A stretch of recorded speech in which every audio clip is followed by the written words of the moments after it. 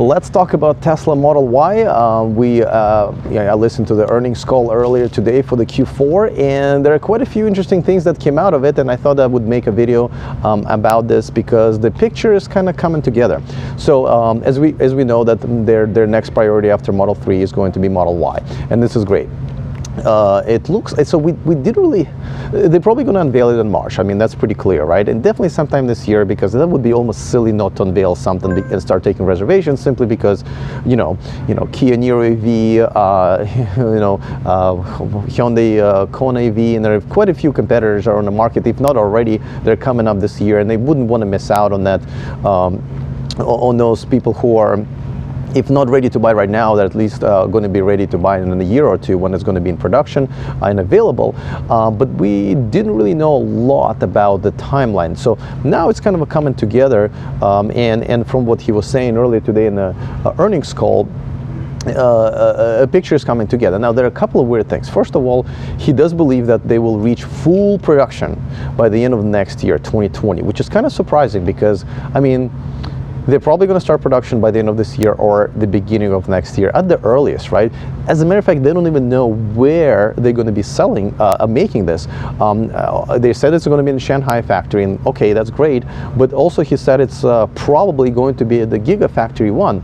Well, that's kind of a news because they still don't know where this, probably the biggest model they'll ever made is going to be made, and maybe, and this is just my guess, there's still a possible deal with the GM to buy one of their older or the factories that they've shut down.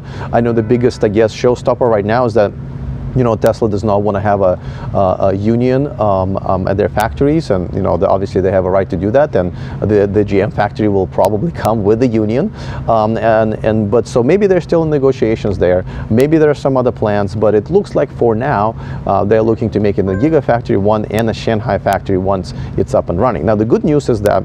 And they went back and forth, with this. But the good news is that they're saying 3/4 of the Model Y will essentially be the parts from the Model 3, right? So therefore, you can make them on the same production lines. A lot of parts are going to be the same. They already know how to not only make them, but how to make them work, right? A lot of lessons they've obviously learned over the last couple of years with the Model 3.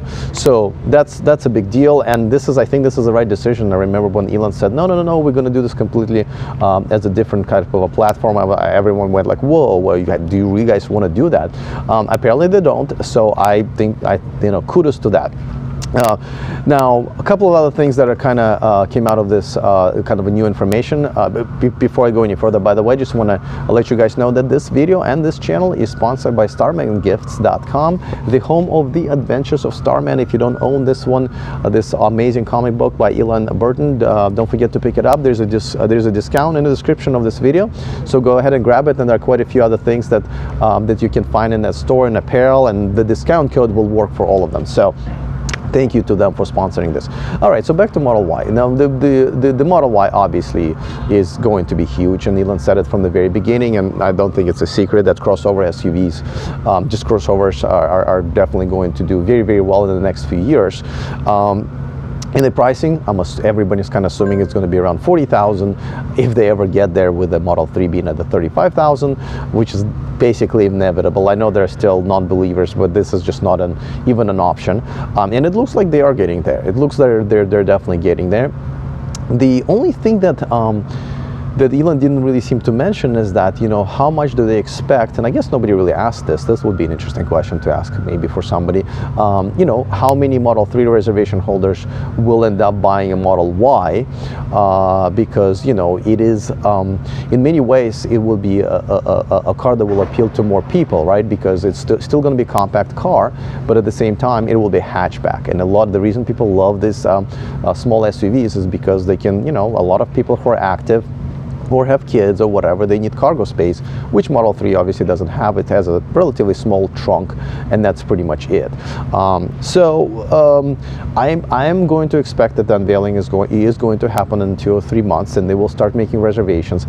I am still a little iffy about if they're really going to be able to start production, even in the low volumes at the end of this year. But I think in 2020, they almost have no choice but to get that going.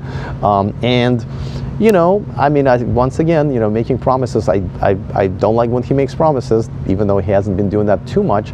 But saying that they're going to be at full production by the end of 2020, I think is still a little optimistic, even given the fact that 3/4 of the car is still going to be pretty much shared with the Model 3. We'll see. Obviously, even if they are going to be getting into 2021, it's still a pretty good deal, if you ask me.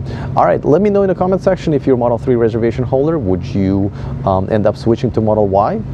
Would you go for both, or do you think there will be other options that you would rather go for? And obviously, Model Y won't be, you know, the option for lease probably won't be there. And obviously, there will be, you know, Kona EV and Niro EV and quite a few other crossover cars that you'll have an option to lease. Let me know if it's a deal breaker, and let me know if this is the car that you think will, you know, rule the universe. All right, looking forward to that. Other than that, see you guys next time, and remember to stay charged.